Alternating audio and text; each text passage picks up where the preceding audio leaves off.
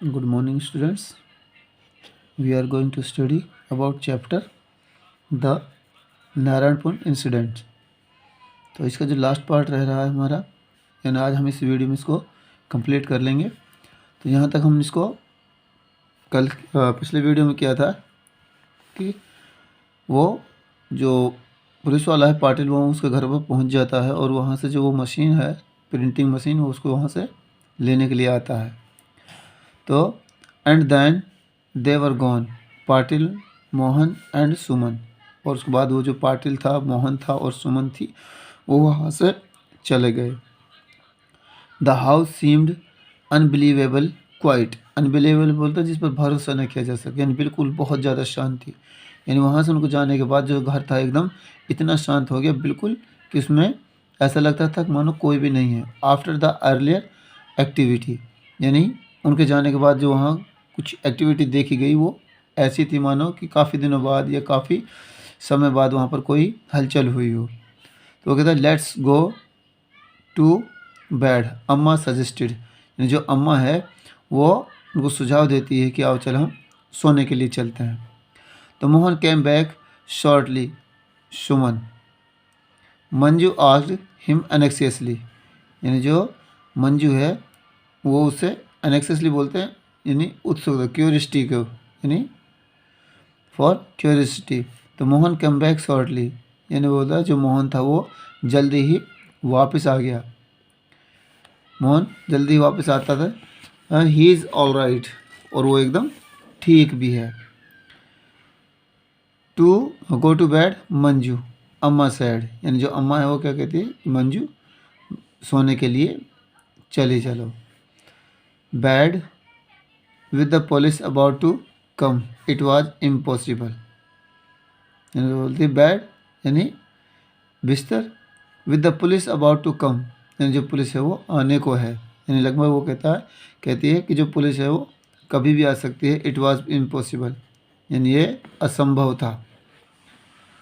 तो उसके बाद है बट नेवरथलेस, यानी परंतु ऐसा नहीं था।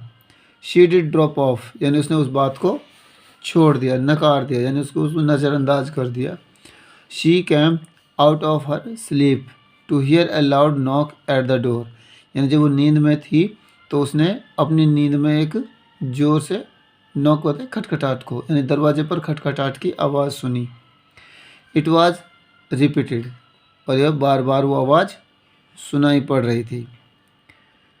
Manju sat up in sudden fright who it is, जो मंजू थी वो सडन फ्राइट में अचानक से उस आवाज़ को सुनकर वो डर गई और वो सोचती है कि कौन हो सकता है। तो अम्मा कॉल्ड, यानी अम्मा बोलती है हु इज़ इट। तो वो कहते हैं open the door, a strange voice ordered, यानी जो स्ट्रेंज बोलते हैं अजीब, यानी एक अजीब सी आवाज़, यानी जो अजनबी थी, जानी पहचानी नहीं थी, वो उनको ऑर्डर करती है कि दरवाजे को खोलो। Mohan see who it is sad अम्मा, यानी अम्मा कहती है मोहन से सी हु इट इज़, यानी देखो कि ये कौन है, यानी जो आवाज़ दे रहा है हमें ये कौन है। तो it was like going through something all over again, यानी और वो क्या कहता है कि ऐसा लगता है कि मानो अब की बार सब कुछ ख़त्म हो गया हो। यानी जो अम्मा थी वो ये सोच रही थी कि शायद अब की बार कोई आया है और इसके बाद शायद सब कुछ ख़त्म भी हो सकता था। It was like going through something all over again, यानी जो घटना पहले घटी थी वही अब दोबारा पूरी होने वाली थी।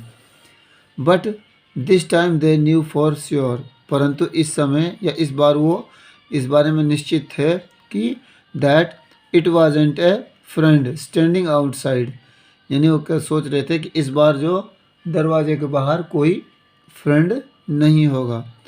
No need for Mohan to announce, यानी मोहन को ये बताने की बिल्कुल भी ज़रूरत नहीं थी कि अम्मा इट इज़ द पुलिस, यानी कि अम्मा ये तो पुलिस है, यानी ये बताने की उसमें को बिल्कुल भी ज़रूरत नहीं थी। क्योंकि पहले भी वहाँ पुलिस वाला आया था पाटिल नाम का, और इस बार भी कोई पुलिस वाला हो सकता था। यानी वो मोहन को ये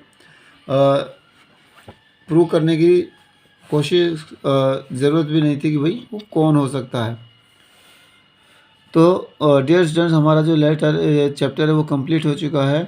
तो अब इसका जो हमारा राइटर है, इसका नाम है शशि देशपांडे।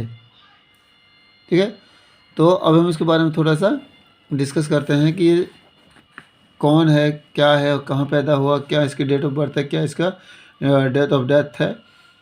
तो सबसे पहले बॉर्न इन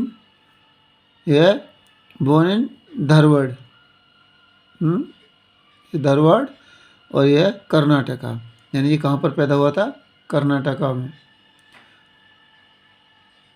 ये शशि देशपांडे यानी एक औरत है, तो एक कर्नाटक में पैदा हुई थी। She is an award winning Indian novelist,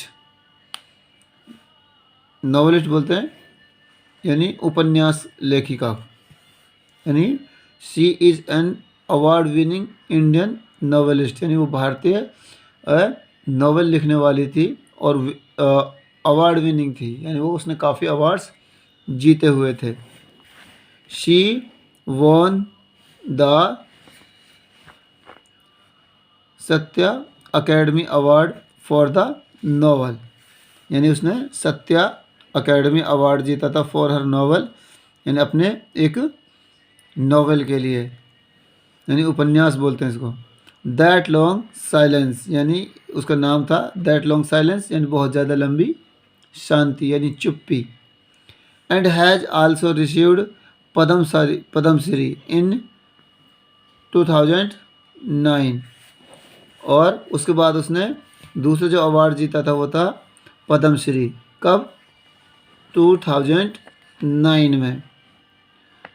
he works include A summer adventure, यानी ही हर वर्क्स इंक्लूड, यानी उसके कामों में या जो नॉवेल लिखती थी या कोई भी वो पत्रिका लिखती थी, कोई भी लेख वो लिखती थी, तो उसमें ही her works include summer adventure, उसके कामों में जो गर्मियों का जो एडवेंचर था, छुट्टियां थी या मौज मस्ती थी, वो भी देखने को मिलती थी। The dark halls no terrors and the several others, यानी उनमें जो समर एडवेंचर्स में थे the dark halls to no terrors, यानी ये उसकी एक उपन्यास है, यानी एक उसका नॉवेल है। एंड सेवरल अदर्स, और उसके बाद दूसरे बहुत सारे नॉवेल्स हैं जो उसने लिखे थे। ठीक है ना। तो दो डियर स्टूडेंट्स, ये हमारा एक चैप्टर था जो कंप्लीट हो चुका है। इससे पहले हमारी एक छोटी सी और पोएम है, वो बीच में से रह गई थी, तो हम उसको अगले वीडियो में उसको क्लियर कर लेंगे। तो हमने जो आज वीडियो बनाया है इसको आपको री स्टडी करना है, और इसमें कोई भी आपका डाउट हो तो उसको आप क्लियर कर सकते हैं कमेंट में लिखकर। ठीक है ना। तो आप इसको री स्टडी करें, और आगे जो अगले वीडियो में जो पोएम का हम एक्सप्लेन करेंगे उसको स्टडी करना है। ठीक है। Thank you.